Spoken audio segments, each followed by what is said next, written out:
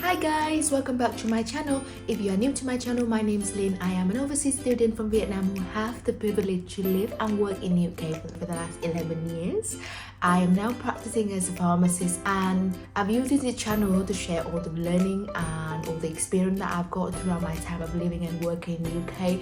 And I love learning new things, and I thought I might as well record it and share all the lessons with people. So the video today I would like to share with you is the transition from a full-time employee now becoming a full-time locum, and what should I do to maximize my pension. And if you have watched my previous videos or if you're new to the channel, I am a strong advocate to fast track the journey toward financial freedom. And I think that as a young investor like us, if we are in our 20s and 30s, we have a lot of time ahead of us if we want to start on our investing journey, and saving into your pension is one of the effective ways to maximize the lifetime that we have ahead of us. If you're thinking about the normal retirement age, and at 67, probably will be about 68, 69 by the time we're retired, but it's a lot of time. And even if only a small amount of contribution every single month,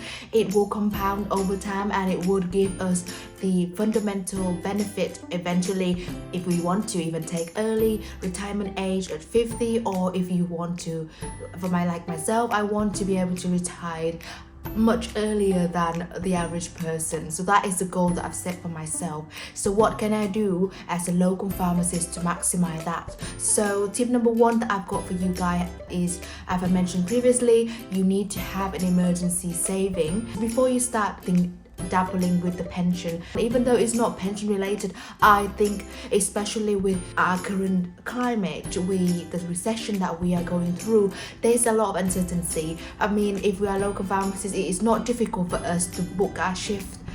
It just depends on what rate you are accepting for, but they're always going to be a job available, a shift available for us to book.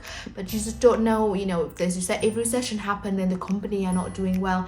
I'm a pessimistic person, but I think it's always good to be on a safe side, especially we don't have the employees benefits readily available for us. Like, for example, myself today, I'm recording this video when I'm at home feeling like I've got a really bad headache in the morning and I don't feel fit to go to work. I feel much better now after lots of paracetamol and ibuprofen. But that a day of loss of productivity, a day with no income. So we have to foreseeing all these possibilities that could happen, that we could end up, finger crossed that nothing bad will happen, but we just never know, something might come up, and we just need that emergency cash that readily available for us. We could be on work because we would like to go traveling, like I'm planning to go back to Vietnam for 3 months and going to the Philippines for 3 weeks. So I need to make sure I have a budget readily saved there for me, so that I can make sure that my mortgage is getting paid, all the bills are getting paid, and I'm not adding extra burden into Tristan. So I guess 3 to 6 months of your basic household income to be saved aside, and we saving ours in one of the HSBC cash saving. You can look at other banks through the comparison website, and you just choose one that easily accessed and give you a good interest. And I think with HSBC was gaining 2.5%. The second tip that I've got in terms of pension, so let's jump into the pension contribution that we should do as a self-employed pharmacist. I'm just comparing with my time when I was working as full-time pharmacist. I was also contributing toward my pension. So if you are a full-time employee, you get the benefits that the employer will contribute into your pension, and it's their obligation to ensure that they do so for every single employee. So the mistake that I made before was when I first started working, I wasn't aware of the pension. At one point I was opt out of the pension, and when I left my first job I even took out the pension because at that point I didn't have any emergency fund, so I just needed that cash buffer to help me pay my rent. So I took out my pension, and because I took out the pension I have to pay income tax into that pension. I was working for the NHS, so the pension contribution was about 9.3%. And when I moved on to work as a retail pharmacy, again, the company only contributed 3% into my pension, and I want to maximize it. So I increased my pension. I upped it to 13%. So I was contributing 10% while my employer only contributed 3%. And if you have managed to deduct all of the expenses that you have, however much that you can maximize your pension, you also get tax relief. So you get 20% tax relief from HMRC towards your pension. So the pension that you contribute, the amount that you contributed pre-tax was much more than if you would have not contributed that and would like to take all the income, because you end up having to pay more income tax. And now if I'm working as a locum pharmacist, I need to make sure that I still have the regular contribution. So what I'm stressing to you guys is you don't need to contribute a lot. You just need to make sure that we follow that regular monthly contribution. So the dollar cost averaging in terms of investing will do your favor. Your pension is not just a saving account. Your pension are also invested. If you haven't actually looked into your pension account, then I strongly suggest you to do so, because my previous pension provider was Legal and General, and I know that when I log into it, my pension was invested in an index fund, and it's a diversified fund, and the pension provider are doing so you don't have to think about it at all, but you know that it is getting invested, because we don't want the saving pot just to be there, because we surely know that inflation wiped out our money value. So for example, if you've got £100 right now, that £100 will not worth the same by the time we retire. So that's why it needs to be invested into the company, so that you are buying the share every single month. You are buying a small piece of certain company. It's not just one individual company. Index fund that the pension provider contribute to us is invested in a lot of company, and those it will be a very big company that chances are they will still be doing really well by the time we retire. And again, because it's well diversified, it gives us the comfort blanket. The risk is really eliminated through investing in index funds. Actually, somebody else there is doing it for us. We don't even have to think about it. What we need to do is we need to keep up with that regular contribution, or if you can, you should try to maximize it. For example, myself, I was trying to maximize it because apart from the living expenses that I have, I don't have any child's maintenance, I don't have my student debt, I don't have anything like that, so I could have more saving. So I managed to save up a little pot when I was working as a full-time pharmacist, and I managed to transfer that pot into SIPP. SIPP stands for self-invested personal pension, and I like that because there's a lot of pension provider that doing that.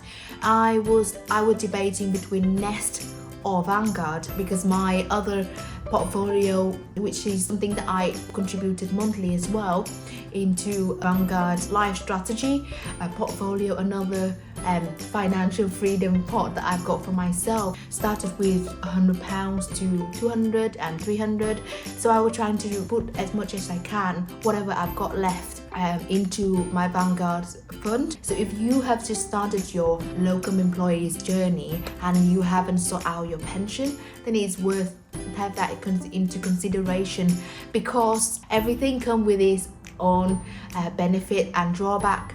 Because we have the freedom, the flexibility, to be our own boss, we also need to make sure that we foresee all these and make sure that our future is forecasted by having a lump sum and investing for our future by setting up our pension the moment we start to work as self-employed pharmacist. And I know it might sound boring. You might think like we have a lot of time ahead of us and you don't want to think about it right now, but I strongly encourage you to do so, because just as Warren Buffett said, if you don't know how to invest your money, if you don't know how to make your money while you're sleeping, you would have to work until you die, and I don't want to be work until I die.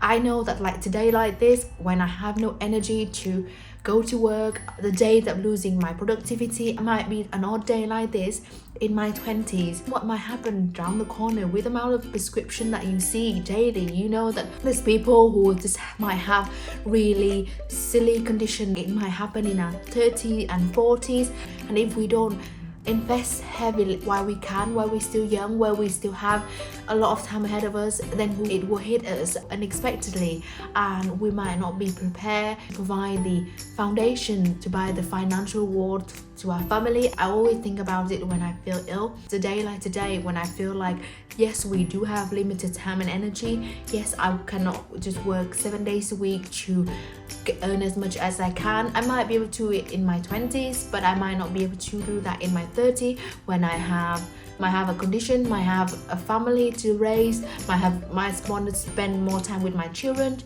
And I know it sounds boring, but please think about it. Even just, as I say, you don't even have to heavily invest a lot of your time into it.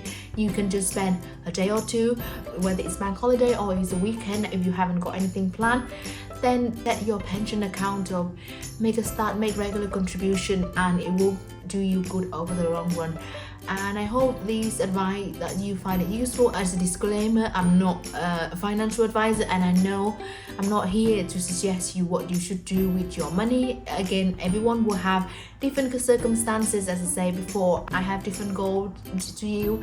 So, and I know that it's difficult to save right now with the cost of living, with inflation hitting us, but better than nothing. So even just £50, £100, and you can just increase it every single month by 1% or by as much as you can. That's it. That's all for me today. It's a short and sweet video in terms of setting up my pension, to maximize our pension, to make sure that we're not living paycheck to paycheck, or we just have to work until we are 67. I feel like if I get, the more I can contribute now, the better it will be for me. I will have the options to whether I decide to work further until I'm 67, or I can just have a portfolio there ready for me to pay for all the expenses, that I don't have to worry about working until I'm 67 or more. If you haven't done so, if you have started locuming, and if you haven't started contributing to your pension, and you're missing out all the tax relief that you can have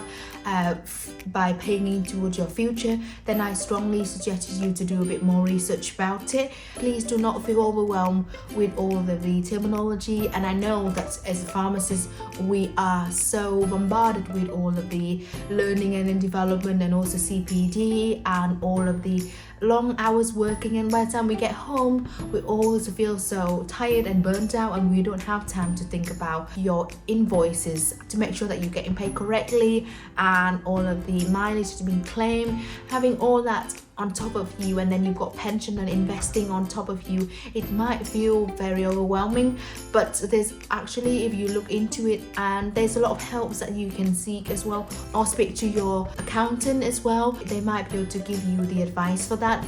But I would strongly suggest you to start as early as possible, and to harvest the power of compounding when we are still young, and when we're still in our 20s and 30s. We'll be surprised by the time we retire and we have a big chunk of pension, big chunk of portfolio had been invested for over 20 years.